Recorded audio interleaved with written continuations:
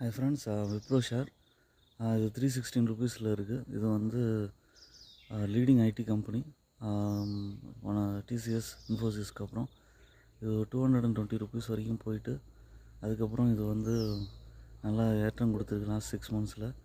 இதுக்கு மேலேயும் ஏறி 400 ரூபா வரைக்கும் போக வாய்ப்பு இருக்குது. ஃபஸ்ட்டு டார்கெட்டாக வந்து 350 ரூபா வச்சுக்கலாம், செகண்ட் டார்கெட்டாக 380 ரூபா வச்சுக்கலாம்.